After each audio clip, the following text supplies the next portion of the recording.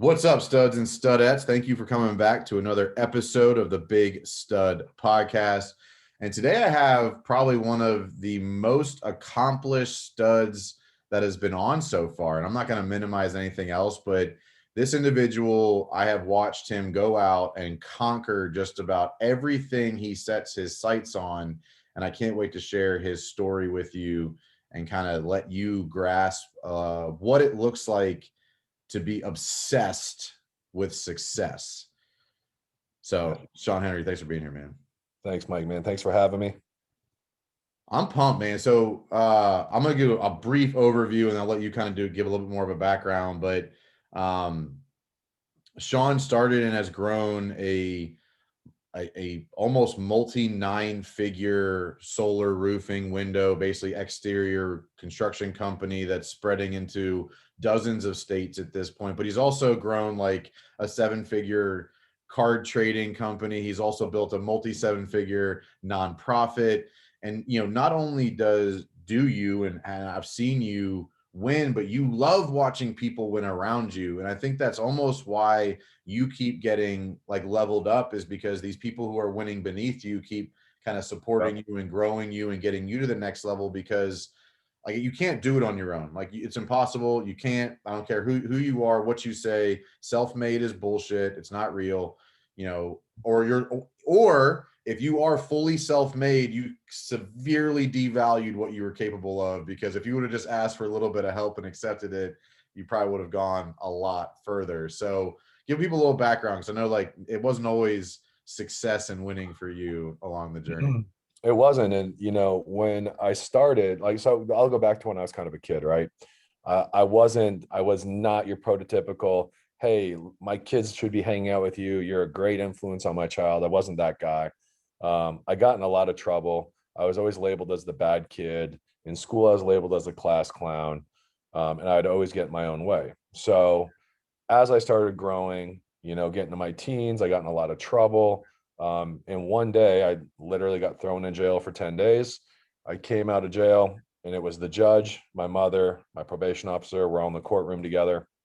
And we had probably one of the most gut-wrenching, heart-to-hearts, tears flowing, probably moments that I think any teen would have that would just absolutely change the direction of their life. So when I left that courtroom that day, I made my mother a promise that, one, I'd never be back in front of the judge in that manner and looking at jail time, and two, I was going to change my life. So when I left that courtroom that day, I started changing the people I was hanging out with. And I just started going on this self-development journey. And my whole thing and my mantra is like, just watch me, right? So like my thing is proving people wrong when I was younger that thought I was this bad dude or this stupid kid, this class clown.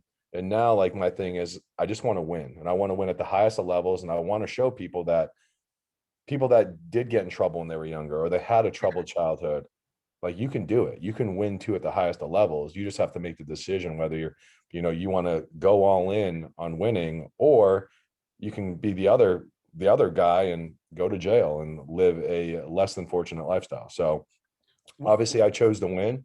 And I think that I operate with such urgency all the time because I never want to go back to that life where I was, right? Like it's, to me, now that I look back on it, like I never paid attention to the journey. This sounds crazy, but I never sit back and I'm like, wow, man, look what I've built.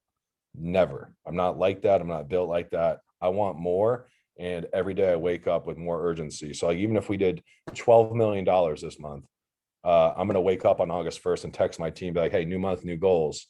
Like we're doing 15 this month. Last month, and see you later. We broke a record, but it's not impressive. Impress me this month. All right. So yeah, nuts. But where did the confidence come from that you could accomplish the change? I think there's a lot of people who get stuck in that routine, stuck in that comfort zone, stuck in like, this is who I am. Like I got dad bod. I like having fun on the weekends. I make 150 grand a year. I got a decent car. I got a decent life. I got a decent house. Like people get stuck in that. Maybe like not stuck in the I'm going to jail on a regular basis, but I think worse is like getting stuck in mediocrity. Where did the confidence come from, or was it just a final decision and like you didn't know what it was? And like explain that a little bit. Like how did you know you could change? I think it's just building. Like you got to start somewhere and you got to make that decision on starting to build yourself, right? Like I think me hitting rock bottom in my life, being able to tear myself down, right? Like going through all that, it broke me. But I got to rebuild. And I think a lot of people miss that. I think everybody gets content in life and they just skate through, where I truly feel like people have to hit rock bottom at some point and realize that, and then you can build back up. Right. And I think I did a great job of that. I think it's something that I don't ever sit back and give myself credit for, but us speaking about it now, like I did a really good job at that, to where when I hit rock bottom, I made that decision, like this life isn't for me. What do I need to do to change? Right. I wasn't a good student in school. Well, there's a Barnes and Noble up the street. Well, I can go buy these books and I can get a $150 education on business and leadership, right, that no degree is going to give you. So I went and started reading books. I signed myself up for a Dale Carnegie high impact presentation course, right? It was a 12-week course. I went and paid for that. It was the best $2,800 I ever spent in my life. I was 23 years old and I got to go in and learn how to actually be a leader and speak and talk and do all this stuff. And, I just think it's just one of those things that I just want to keep building myself, because I want to be an example for everybody else around me that, like we were just talking about, like I did it. Like you guys can do it too. It just takes actually making the decision to actually dive all the way in and want to be the best and want to grow and want to change your life. Right. And then also not getting content. I think getting content is probably the biggest killer of momentum ever. And I went through it, I'd say last year. I gave my team, well, my team was doing so good. You met Joe, you've met some of my CEO. I got some studs that work for me. Like I legit feel like I could walk away and my company would run itself. Well, I tried to do that last year. Legit, we were doing so good. I was making so much money and I kind of stepped away for a little bit because I got content and it killed all momentum I had. And all of a sudden I went into a state of depression at the end of last year because I wasn't doing the thing that I loved the most. And that is growing my businesses and being involved. And that's one thing is, I feel like makes me a really great leader is I'm here every day. I'm inside my building every single day. I'm coming at 9. I'm not the first one here, but I'm the last one to leave every single day. Right. Well, we got guys that come in at 4 a.m. to open the warehouse. So it's a little different, but Yeah. you know what I mean? But, man, I mean, it's just, I don't know. It's just, to me, the sign of a good leader is just being able to go to war with your team every day and them knowing that you have their back. You support them, you love them. And then also we do self-development together. My team is involved in all of Ben's calls. I know me and you share the same coach and Ben. My whole operations team on the calls. We read the same books every month together. We do our power list book together. If I buy a book, I buy it for all 20 people on my team as well. So, yeah. So I think it brings up a good point because I did a team training with a team a couple of weeks ago, and a lot of them were in that complacent mode because most of them had accomplished more than they ever thought they could. And I think I'm not sure if it's a male thing, like a man thing, but I think in general, people need to be like on that quest, right? Chasing that next dragon, trying to like overcome or conquer the next thing, the next town, the next whatever. Like, because there isn't big enough. Like, there is no stopping point. When you stop, you die. Yep. Like, a part of you dies. Like, you did it. Like, you mean like you're not old, like you're young. You built a 9-figure company, $100 million, and you're like, well, can I take a break now? And you tried it, and you fucking failed at retirement. Congratulations. Like, it's not for you, bro. Like, It's not. And so how was there like a day and it was just like, okay, I got to change this because I don't like who I am right now? Oh yeah. Yeah. So this is going to sound funny, but I started listening to rock and roll music, jazz, and I listen to hip hop. Like I listen to some gangster rap. So I even started switching up the music I was listening to. And I went to my fiance one day and she's like, what's wrong with you? Like, you're not working out. You just seem very like laid back lately. You're not operating how you usually do. And I was like, I don't know. I was like, I feel really depressed. I was like, I think I need to go speak to somebody. And I was like, I think it's maybe the music I've been listening to. So I stopped listening to rock and roll and jazz. I was still depressed. Couldn't figure it out. And then one day it hit me. I was sitting in my office and I was talking to Ben, and me and Ben were going back and forth about my burn. And I didn't even know what my burn was at this time. Everybody else in my company had their burn. And I'm just like, I couldn't figure out what it is. Then my stepdad texted me. I'll give you a quick backstory. My stepdad brought me and my mom from Canada to the States. Love this dude. My birth father wasn't in my life. Like I loved this guy. This guy was like everything to me. Anyways, he was a professional hockey ref. So growing up an athlete, he was an athlete, like loved this guy. Anyways, he cheated on my mom. It was this big thing and it kind of destroyed me. Right. And that's why I started going down this wrong path in my teens and my early 20s and all that. But he sent me a text message out of the blue. And I'll never forget it. I think it was 3 days before Christmas. And he's like, hey, man, just thinking about you. Wanted just to wish you and your mom a Merry Christmas. Tell her I said hi. I hadn't spoke to this guy in 12 years. Right. This guy, when I was going through all my stuff, I was broke, had no money. He had all the money. He wouldn't help me out. He stopped answering my phone calls, stopped responding to my text messages. So all of a sudden I was like, well, my burn is to prove this motherfucker wrong and prove that he should have stayed in my life. Right. He should have, because now he could have, reap these rewards. And I really wanted to stick it to him and show him what I'm doing. So you know what I responded to the text with? My number one fucking ranking for the solar company in the nation, my revenue that we've done, my kids' lives matter, my sport card business. I just started sending him all this stuff. And he just said, well, that's great, buddy. Good for you. Right. But it was one of those where I just want to be like, yeah, fuck you. You shouldn't have disowned me. You should have been there. You should have been a good dad. You know how much you meant to me. So, when I look back on that day was the spark again that I needed, like that, you know what, like, fuck you. I'm getting back on my horse. And that was the day legit where the next day I was operating back to my normal self, operating with urgency, taking no prisoners, and just moving the needle forward constantly. But for 6 months, man, I was extremely depressed and I just couldn't figure it out.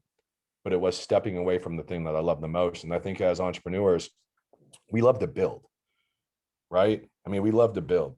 Like, that's it. That's what I love to do. I mean, that is my job as a CEO, is literally to move the company forward and keep it growing. And then also obviously deal with problems and come up with solutions.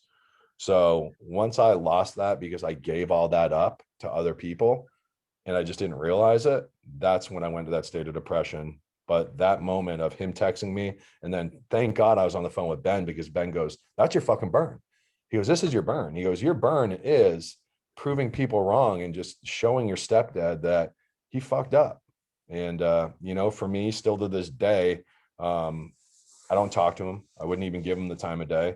And that's the thing, is I want to be a billionaire one day. And I want him to kind of feel that. And, hopefully he hits me up for money when he needs to be, put in a retirement home or whatever. And I can tell him to go fuck himself. So anyways, but that's the gist of, seeing, I think, what I needed to, like, not identifying my depression and then full circle coming around and not even thinking of my burn and my depression were kind of intertwined with each other. You see what I'm saying? Like losing that focus caused you to kind of float aimlessly through life, and you felt it, but you couldn't get locked back in because the fire was out, basically. Yeah. The fire was not, there's nobody home.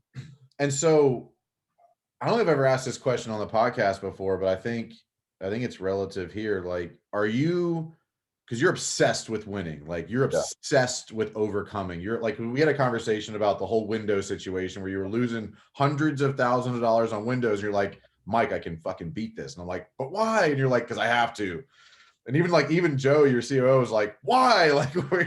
And then here you are, you beat it, literally 30 days later. But are you do you enjoy winning or do you hate losing?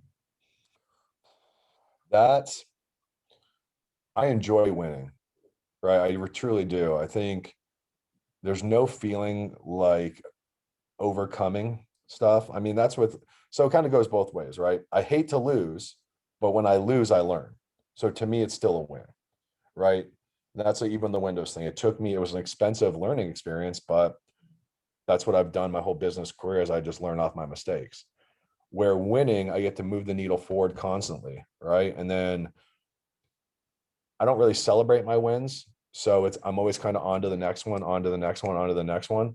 And that's one of those questions, though, to me, I know people like to either choose, but honestly, I think they both go together. I think you have to lose to learn, and you have to lose to appreciate winning, right? But I love winning so much, but I'm so used to it now, I feel like, that it's just kind of part of me, right? I don't expected. It's not surprising. Yeah, it's not surprising to me anymore. Where I'd say early in my business career, it would surprise me. Oh my God, look what we're doing. Oh, we got this partnership with Samsung. We got this. I don't like really celebrate that anymore. We just got to do we got to advise the Treasury of the United States of fucking America on the new solar bill coming out. We're the only company that got to do that because of the connections I have and who I knew. And And you're like, like, of course I did. Why wouldn't I of have done course yeah, like why else? Why would you have somebody else do it? The Sam's Club contracts we just got, that's huge. That's probably another 50-60 million dollars a year. Like, I expect that stuff to happen because we built such an amazing brand, right? But at the end of the day, I mean, winning to me is everything. I know it sounds cliche. Some people, I feel like, aren't as obsessed as I am with it, but that's why they're always playing behind me, especially in this industry. Yeah. So, I mean, I don't know, man. I think people should focus more on winning in every aspect of their life because everything goes hand in hand, right? I know when I'm on top of my A game, I'm on top of my fitness. I'm eating healthy. I'm sleeping right. I'm taking care of my relationships around me. I'm taking care of the people within my company that help me grow my company. And that's going back to what we were talking about earlier is, I'm not shit without the people inside this building. I am nobody. I'm just a man that just had a vision and that's it. Like, Yeah. these people help me execute on my vision. That's why, if there's other business owners, are going to be listening to this, like, you need to take care of your people. I'm giving up 30% of my company to my company to where if we sell, all these people are cashing out. And what does that do? Well, that makes people bleed green is what I call it. That these people are literally going to go to the depths of hell for me, no matter what we go through. Like, I have people that literally are moving around the United States for me right now, going up and opening markets, like taking their families with them. Like, to me, that's culture. To me, that is the want to win. And that's something that we really breed here at EHS is like, we win together, we lose together. But obviously we win a lot more than we lose. Yeah, clearly. Um, no, I mean, I think that was a good answer. And I think it's everybody's going to be a little different. I hate losing. Mostly I hate being questioned on my decisions. Right. So people have always heard like, I'm going to do today what others won't. So tomorrow I can do what others can't. My mindset is I'm going to do what others won't today so that you don't have a fucking opinion about me. Like, Yeah. for a fact I've outworked you, and your opinion means nothing here. Like, you can't question me, you can't judge me, you can't like hold a candle to me because I've outworked you today. Yeah. And I think that's maybe my own little burn is like, I'm going to outwork every human being I meet, like in some way, shape, or form, which is how I've started 2 more companies last year. I've read 30 books. I wrote a book this year, my podcast, my YouTube channel. Like, I'm just going to do more than you so that like you can't look at me and think you're better than me. There's no question. That's what I mean. It's 100-0, right? Like, you want to run it up. Oh, it's going to be so obvious that like you have no choice but to look up to me. Yeah. As sick as that is, like, No, but that's it. I love it. So let me ask you, what's your burn? Is that kind of your burn, or is more so? No, mine's very clear. So I've kind of rewritten my mission statement a little bit, like my statement since working with Ben. But my burn, so I failed out of college. I went for a year and failed out, and I don't think anybody in my immediate life understood or accepted it. Like, my entire family is highly educated. Like, they all have master's degrees.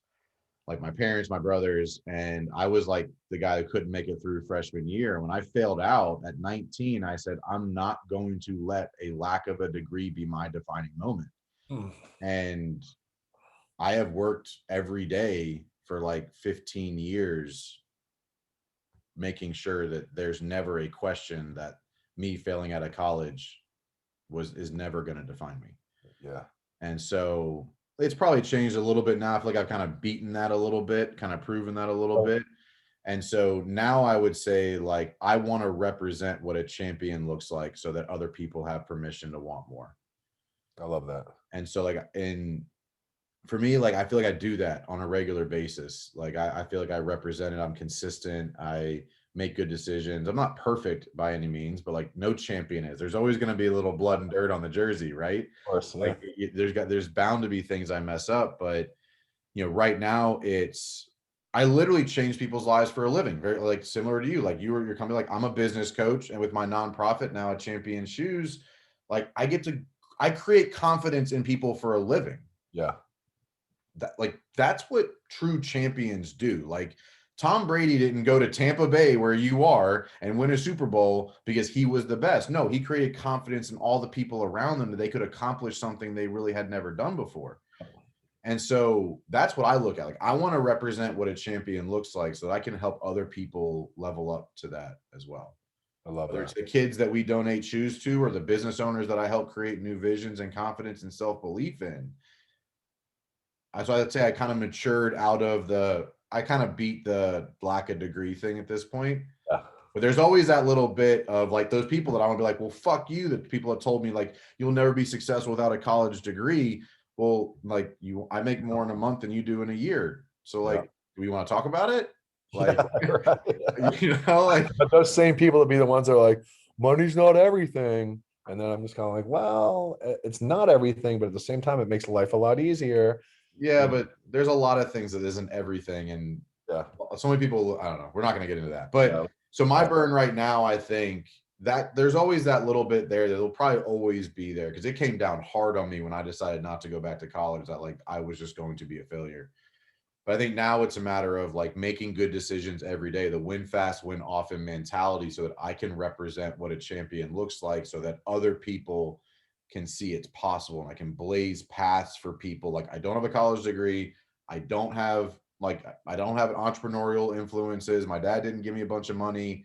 If I can do this, you can do this. And like teaching people how to think differently and act differently and structure differently so they can have what they want as well. Like that motivates the shit out of me.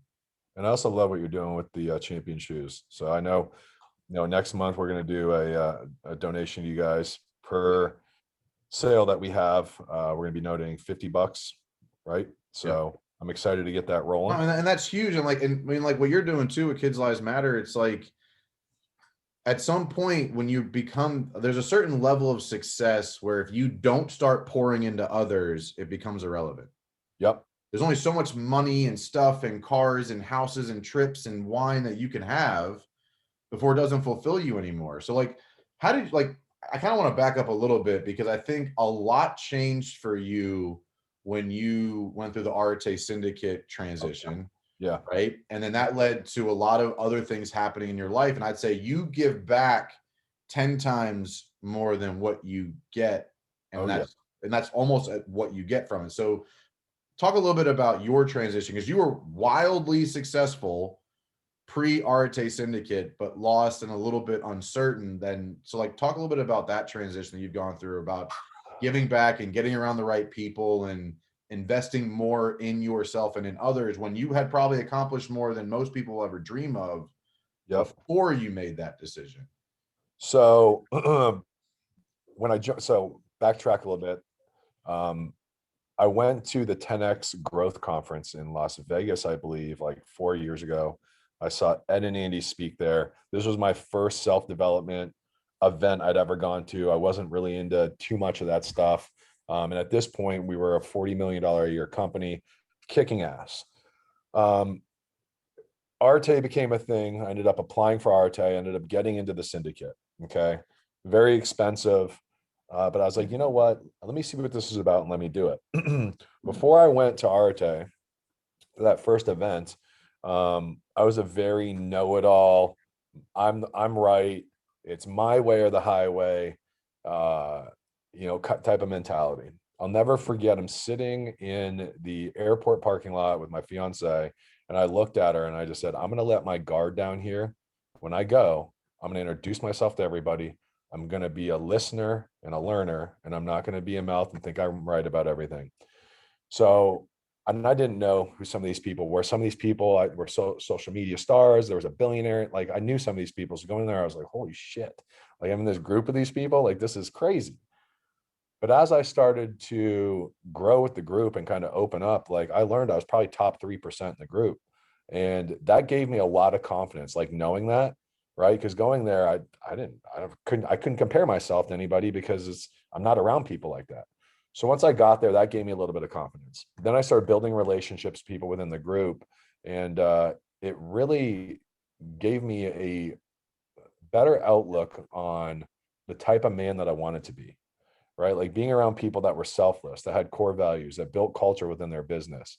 it made me want to come back and do the same thing. And I didn't have any of this prior to Arte. I'll never forget the first week I got back, we implemented our core value cards. We implemented our mission statement, our core value stickers all over our walls. I redid the office with a bunch of motivational posters and paintings and kind of made everything a lot more modern. We started implementing reading books as a team, more meetings, just reports. Like I came back and I was a totally different entrepreneur. I was a totally different person. It actually gave me a lot more confidence, not only in my professional life, but also my personal life. And I'd say for anybody out there that is looking for a group or maybe has been on the fence about certain things, like go out and find yourself a group of people that can motivate you and that are doing the things that you want to do, because that literally changed my life. Arte was one of those, I'd say, moments that took me from being a $40 million a year business to now $100+ million a year business, and then being the go-to in the industry. And it also gave me confidence. I don't think you can, when it comes to confidence, it's one of those things. It's like you can cultivate it, but I think it's easier to get when you're around other confident people. See what I'm saying? Like if you're around other confident people and they're oozing confidence, and you're kind of in maybe a middle position where you have it some days you don't. I mean, we all go through that, right? But then doing the 75 hard program, right? When I did 75 hard for the first time, when I got back from that first Arte trip, that gave me the most confidence I've ever had in my entire life. That gave me the ability to know that I'm doing shit that nobody else can, not only in my professional life, but also my personal life. And that program kind of set me on the traction, like where I am today, where, I started opening up doors for relationships, for Kids Lives Matter with Aaron Nash. Getting my coach Ben, I mean, meeting you, I wouldn't have never met you if it wasn't for Arte and the relationships that we probably both forged through Arte, with going speaking at Paramore's event. Yep. So I mean, at the end of the day, I think Arte for me was probably the best decision I've ever made in my entire life, for, I'd say, my personal and my professional and my up service, because my up service is my Kids Lives Matter. It's going out and helping other people. It's trying to teach people how to be better, how to be great, how to win, how to communicate properly. I mean, I don't know, man, Arte was priceless for me. I think one of the biggest lessons I learned from being in rooms like that is those people that you feel like you can't level up to, and you get into like the real, like a good group of people where there's like transparency and vulnerability. You're like, man, these dudes are just like me. Like I'm not different. They deal with the same shit. They have the same problems, the same mindset issues, the same inconsistency issues. And it makes you realize that like you're not as off as you think you are. Yes. It's the best way to, you just explained that perfectly. That is what it is. Because I think we all as entrepreneurs, even owning our own business, growing businesses, we do lack. I mean, let me go back. So when I went to Arte, they said right away, hey, you guys are going to go on this journey and you're going to lose a bunch of people in your life. Mm-hmm. And I was like, bullshit, I got a solid squad. Like, what do you mean? Like, but I did. I came back and I was just different. I operated differently. I didn't want to do that same shit anymore. I wanted to be around people that were growing. And it's just kind of was one of those moments where it kind of set everything in motion. And even today, like I'm very weird about who I have around me now. Right. Like I've literally got rid of almost everybody in my life, except for maybe 2 or 3 people that I've been friends with for the last 10 years.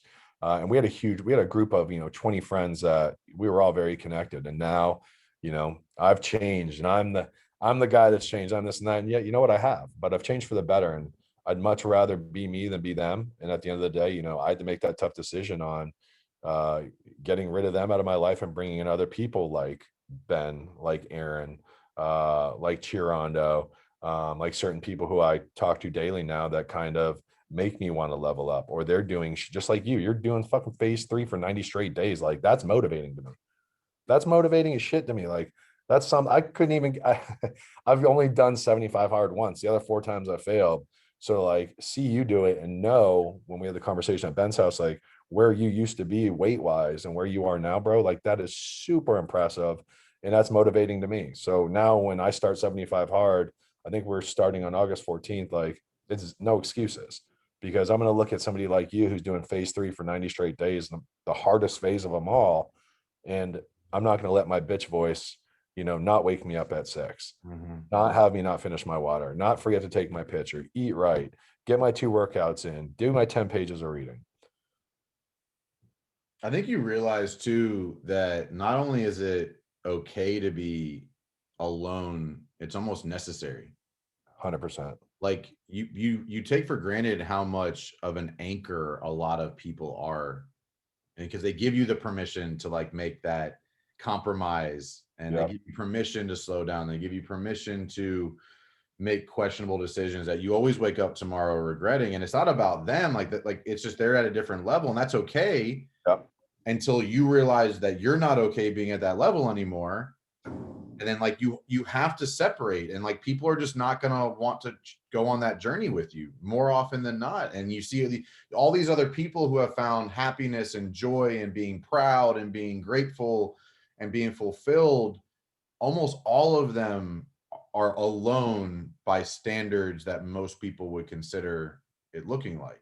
Yep. And then that's why you like people like kind of conglomerate at these events, and they're willing to spend the money because they want to get around other people that understand it. And I mean, clearly 400, 400%, 4 extra business in 2 or 3 years because of you saying, well, this isn't, I'm not as weird as I thought I was. And it's okay to want this stuff. And it's okay to be like this. And, you basically let your obsession come to the surface. Yep. And That's it. And let anybody who didn't understand, okay. Yep. It is what it is. This is me. So that is the best thing. So Andy Frisell is the one that made me feel like I wasn't crazy, right? Like once I started listening to the MFCO project, I was like, damn, this guy goes through the same shit that I do. Because before then I just thought I was crazy. I literally thought there was something wrong with me because I operated with such urgency and just like every day, just like we got to get, I'd work 18-hour days. I'd drive myself crazy being like, why aren't people like this? Like, is it, I used to think it was me. Like, what the fuck is wrong with me? But then when I heard him talk and I started listening to MFCO project, I realized there's more of us out there that operate on this level. And then when we're just all too busy to fucking meet each other. Like, exactly. That's true. So it's just one of those things. And, but nobody else does understand. That's why I tell my fiance all the time, like, it's hard for me to have conversations with people or family members or damn near anybody to tell, like, for people to understand, like, what I go through running what I deal with the large companies and the money we make and the stress that is involved with them. Like you talked about earlier, like, yeah, making money is great, but there's only so much you can do with it. Like, that's it. Like it doesn't fulfill me anymore. It just doesn't. And it fulfilled me for about a year. And I was like, okay, like this is cool, but this isn't like making me as happy as I thought it would. Yeah. This is it. This is now what? What exactly? So people don't understand that. Like, I don't give a fuck who you are. The money it's not going to fulfill you forever. Yeah, it makes things a little cooler. You can do, some cool vacations, drive nice cars. But at the end of the day, like eventually you run out of like that feeling of, oh, this is awesome. But what is awesome is helping the people around you grow, watching the people around you buy houses, get engaged, have weddings. Like to me, like that's cool. Like the biggest flex for me is watching the people within my company grow and to create better lives for themselves. Right. But at the end of the day, man, I mean, it comes back to, I think entrepreneurs, we are lonely people by nature, right? It seems like we have it all and we're connected with a bunch of people, but to be real, I mean, it's lonely. It really does. There's just a lot of people that want to get at us. There's not a lot of people we want to spend time with. No, exactly. And that's what it does come down to. Like, it drives me crazy because I used to literally, and this is going to sound really bad me even saying this, but I'm very transparent, is, dude, I would help anybody in the world, like anything you needed. Now, I was always picking up the tab for everybody. yeah, everything, Everything. and now I have, and even like having people reach out to me for advice and all this stuff, like it's overwhelming now and I feel bad, but I probably have 200 unread DMs because it got so overwhelming at one point where it's like, damn, okay, I've overextended myself. I don't want to seem like an asshole, but I don't have time to do all this. You know what I mean? I just don't. And that ate up at me for a while because I'm one of those, like, I want to help everybody that I can, because like we just talked about, like, I want everybody to win, Yeah. you know? Well, and this was a realization I made, and like it's gonna sound shitty, but it's just the reality of it is not everybody deserves the best version of me. Yep. Like, not they just don't. They think they do, and they can't understand why they don't. But like, not everybody deserves the best version of me. And when you start to pour out into so many people who don't deserve it, who don't bring anything back, you end up empty Yep. Or resenting, which or is, resenting or pissed off or, lost, or that person you thought you could rely on, you finally actually need them for something and they don't show up for you. And it's like, what the hell have I been doing? yeah. So what led to the whole Kid Lives Matter thing, right? So Kids Lives Matters is supports, I'm gonna let you explain it. Yeah. So Kids Lives Matter supports human trafficking. So I met my brother, my good buddy, probably one of my closest friends now, Aaron Nash, at Arate. We were both very similar. We're both very rough around the A edges. little crazy. You're both a little crazy. Yeah, we're both a little crazy, we're both a little wild.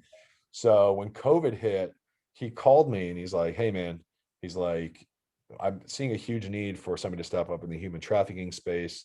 Do you want to be my partner in this?" He was like, "If there's anybody I want to partner with, I was like, he's like, it'd be an honor to partner with you." And I was like, fuck, like, I look up to you. He's like, "Well, I look up to you." So it's one of those things again, where high level people, we don't know we are watching each other and how much Mhm. we look up to each other.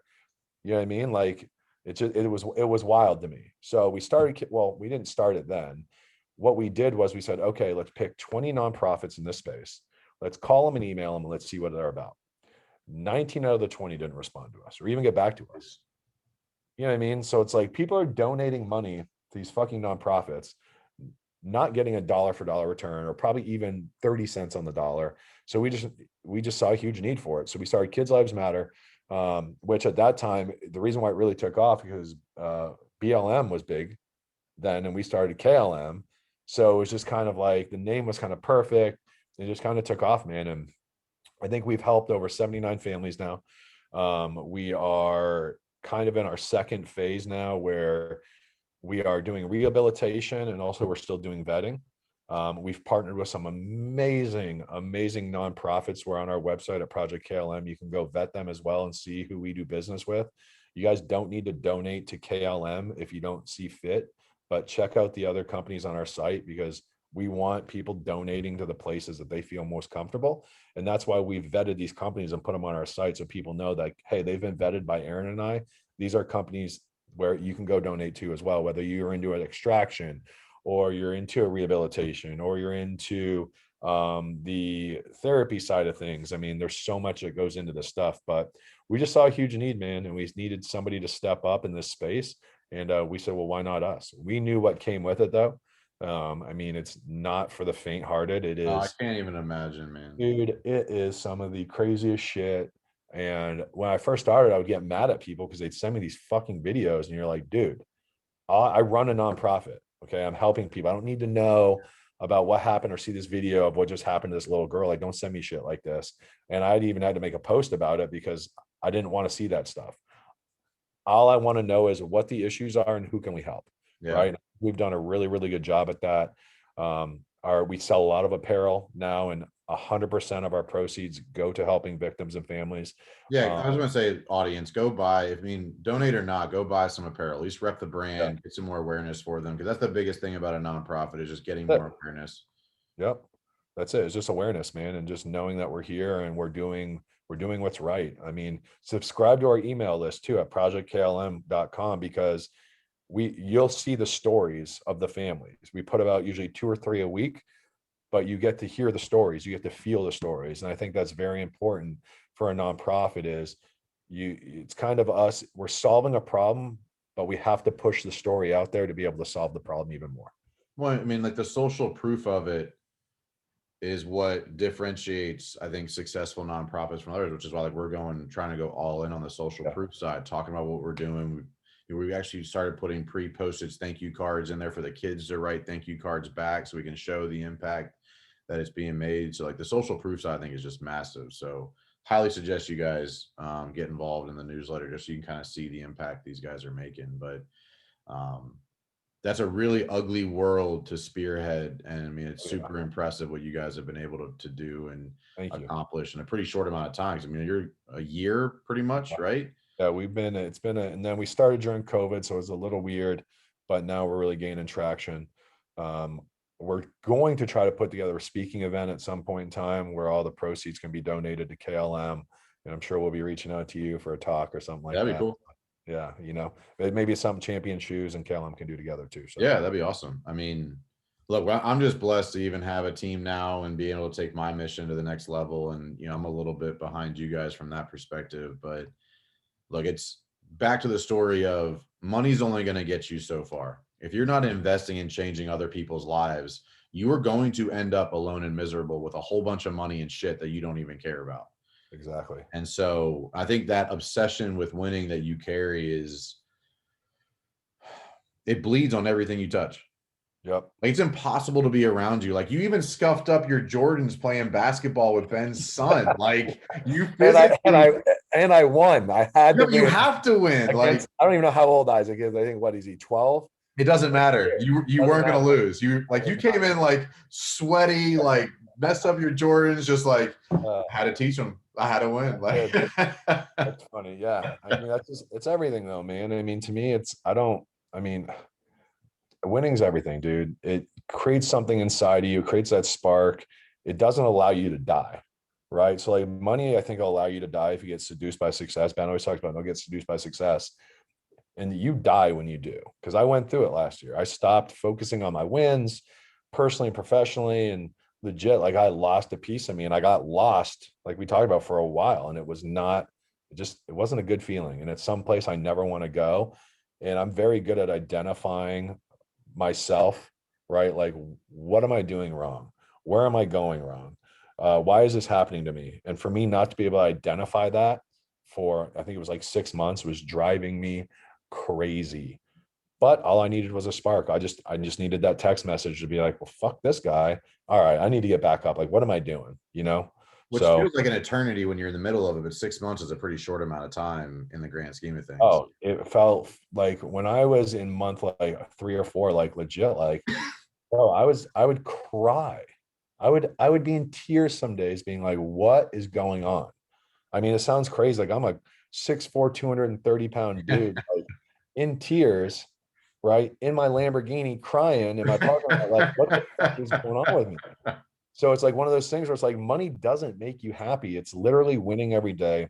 It's choosing to win. It's setting the example.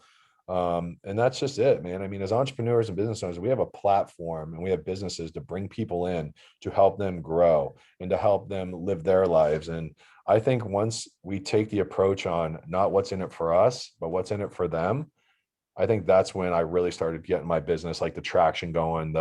We make very few mistakes now. Everybody buys into the crusade of a 5-star rated company doing $200 million a year because nobody else has done it. Nobody else in my space has done it. Sunrun and Vivint shit the bed. They did, like, they're 1-star rated and 1.8-star rated companies, and we're not far behind them right now. So for me, like, that's the mission. That's the crusade. I talk about it every day in my meetings. I talk about it on our threads. Now in my leadership group thread, my upper management, I talk about exiting the company at 200+ million constantly. And the reason why I say all this stuff is everything that I've said has happened at this company. Everything that I visualize, even to my personal things, I do a lot of visualization because I feel like that's so important, because it gives me a path on where I want to go. And I feel like if I keep thinking about this stuff constantly, it's going to happen. It's disgusting how well visualization works. It's crazy. And people think I'm crazy. No, it's people think I'm nuts. And I'm just like, dude. So quick backstory on that. So after my first Arte event, me and Andy were writing each other on Instagram, and he was just showing me his vision board and like everything that he got. And I was like, well, shit, I need to do my vision board. So this was 2.5 years ago. I did my vision board. I've almost accomplished everything on it, or I've obtained it, minus the triathlon I wanted to do, which I'm in no shape to do a triathlon now, but I have to do it. I can start. Exactly. But these are all things that legit, the only other thing on there that's a material thing is a new house. And right now the real estate market in Florida is absolutely insane. Everywhere. So I'm waiting, but those are two things that out of the 11 things I have on there, I haven't accomplished yet. And that's, You should set it so that day 75 is a triathlon. okay. Try to find one here locally, or Yeah, I mean, just find one. I mean, there's got to be one that you could strategically schedule it so day 75 is a I just, triathlon. you know what? I am actually going to look into that. If it's on the board, It's on the board. Hang on. I mean, in that time of year, right? Because you'd be like early October at that point, mid-October at that point. That's a good time of year to be doing it. You are right. It's not going to be too hot. No, actually be early November at that point. I'm sure there's some around you, but like let that be the fucking thing. Yeah. And then every day wake up and attack that process. I like that. That'd be badass, dude. It would be. And it gives me, and that's the thing is I like to win. So once if I put this on my calendar, I say, okay, I'm doing this, like I'm going to do it. That's the thing. I believe that, which is why I brought it up. So, and I'm one of those too. Like, I don't ever make false promises to myself. I'm very strategic. I'm not one of those guys that's like, oh, it's in my favor. I'm going to make sure this is in my favor. No, I just know when I say I'm going to do something, I'm going to do it. Yeah. And, I think too, as entrepreneurs, I think a lot of people lose sight of that. Like, you need to be a man of your word to your team. And if you say you're going to do something, like we're all doing 75 hard together starting August 14th. I believe that's the set date. I got to check the thread, but we're all going to try to do it together. Right. And what type of leader would I be if I'm one of the ones that don't finish it? Like, I have to fucking finish it. I put it out there to everybody. Yeah. So if I'm the one that cheats on it or doesn't finish, like I look like an asshole, and that decredits me as a leader. So, like, I can't wait, honestly, to get started because I'm going to be all in on this. I love it. All right, Shawn, someone wants to get in touch with you. Someone wants to get involved or just follow you or be in touch. How do people get in touch with you? Not the DMs, apparently. Yeah, well, if you guys want to follow me on Instagram, it's at Shawn Henry, EHS, SHAWN HENRY, Facebook, it's just Shawn Henry. Project KLM, it's projectklm.com, Facebook Project KLM, Instagram Project KLM, and then my solar site is just goehs.com. We just launched the site. It's our national brand. So it's not running properly. Give it a few weeks. We're still tweaking it right now. But I really appreciate you having me on, Mike. You're a great dude. I love what you're doing.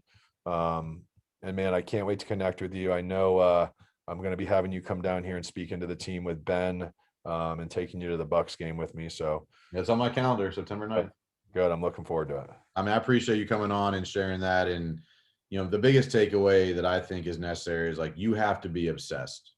Yeah. Like, there's no middle ground. You can't half-ass anything, and you clearly don't anything you put your hands on. So it's really cool to watch, and it gives guys like me, permission to dream a little bit bigger. And so I thank you for that, because I know you're just getting started, but you've accomplished more than most ever will, and it's cool to be a part of that journey. Thanks, brother. I appreciate you, man. Have a great one, bud. You too. See ya.